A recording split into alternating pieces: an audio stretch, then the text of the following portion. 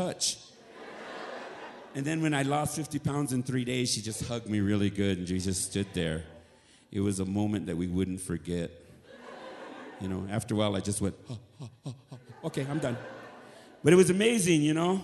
And being diabetic isn't so bad because, you know, you can act like you're drunk anywhere and still hang out with the homies, you know. Don't take your pills and go up to the local bar, you know, and just stand around.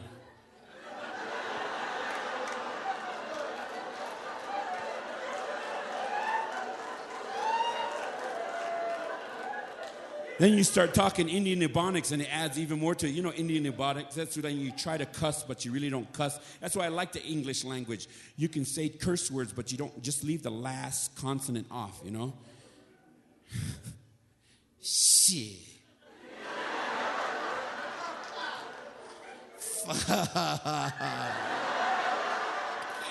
Damn. Shit, damn. That's all it takes, you know. Everybody thinks you're messed up, you know.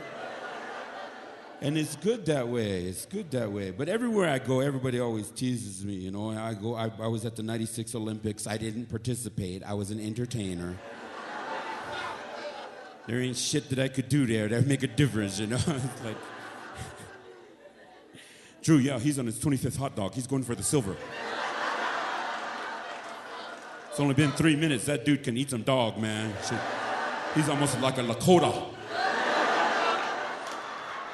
And it was really funny when we were there because we were right off the main track where all the people came into the main area where all the entertainers were, and nobody came to the Indian venue until the bomb hit. Remember the bomb? And I called our local radio station, and God bless them, KNB. They're the most beautiful radio station. It reaches all the way to like 3 miles down the road.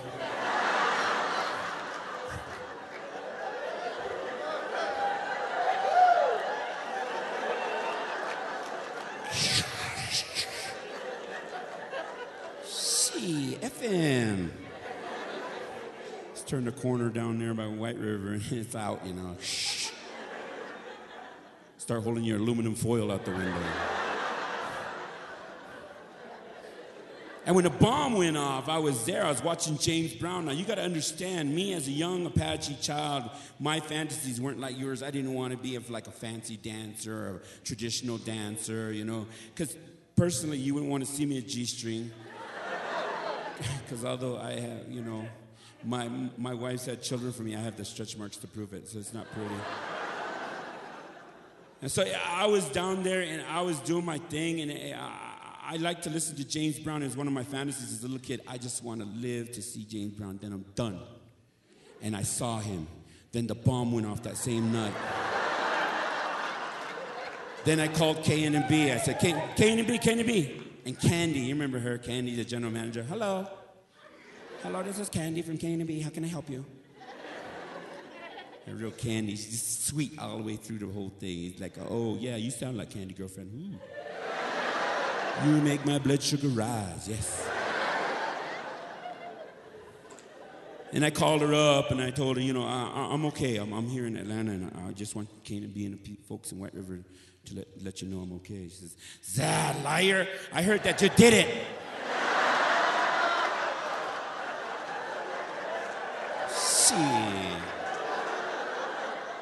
That is an Indian, I don't know what is, man. So I had to qualify that. I said, no, it wasn't an Indian. I know it wasn't because they use a leather satchel. Indians always make leather bags and medicine bags out of leather. If it was an Indian, it'd been like a Walmart bag. Because we're always up there. You know, we love Walmart so much on this hill that during the fire, they just made a big old giant ring around Walmart, you know. Indians were holding hands. We shall overcome. Little kids were... In this town, we like Walmart so much that we work an extra hour all the way through our work week, the next week till payday, and then we get the afternoons off, and we call it Apache Hour at Walmart. Walmart's so good to us that we think that that's Indian heaven. I'm not kidding. You ever notice when the relative's gone, you don't know where they're at? Look at Walmart. They're in there. Standing in the layaway line. 2 months later, you go, I thought you died. No, I'm just putting stuff on layaway, man. Shit. It's good, though. I like being Indian. How about you guys?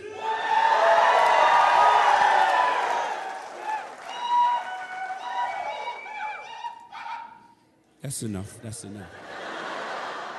Everybody just wants to be on the DVD. Woo! Woo!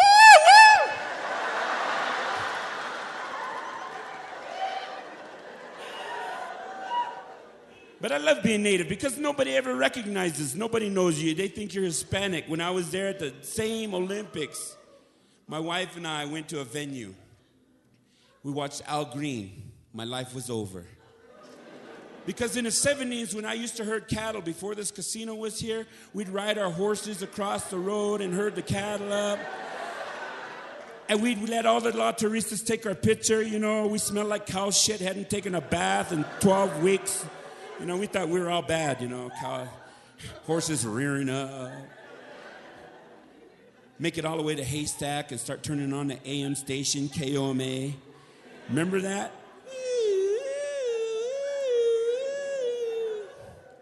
And Al Green would come on. And I was sitting there in the loge deck. My wife and I made it to the loge deck with all the rest of the Soul Brothers. Because I'm part black. Look at my elbows and knees. I'm part.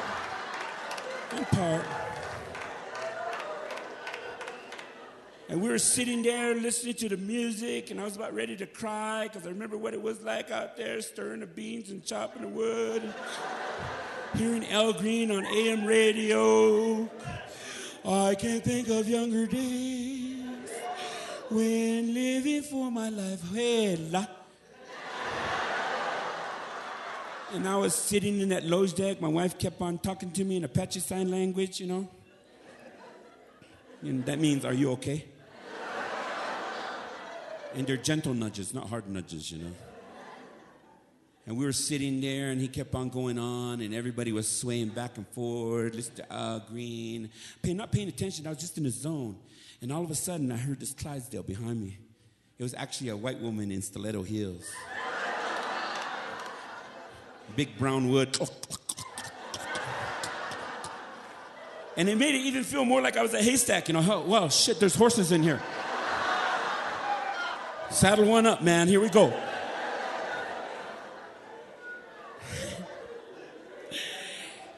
And I heard her. It was a she-horse.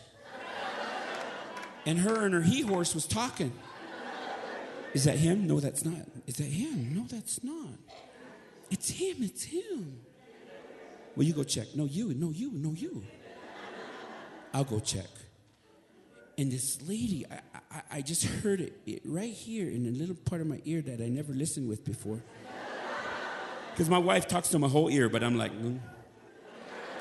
But this little part, and I heard her walk down, and she had that Clydesdale sound with those big stiletto heels. Now, you got to understand, she was wearing one of these body, black, low-cut, down to the belly button, spaghetti strap thingies that just showed everything. You could tell she had peach fuzz way down here. It just rose up out of her shirt, you know. It's like, oh, my God. And she came down, and she walked down those stairs, and she made that stiletto heel sound. See, because I know Indian men. I know how we are. Our women don't dress like that. Well, not all of them, but some of them do. But they have to be messed up over Shalimars and Gallup, you know.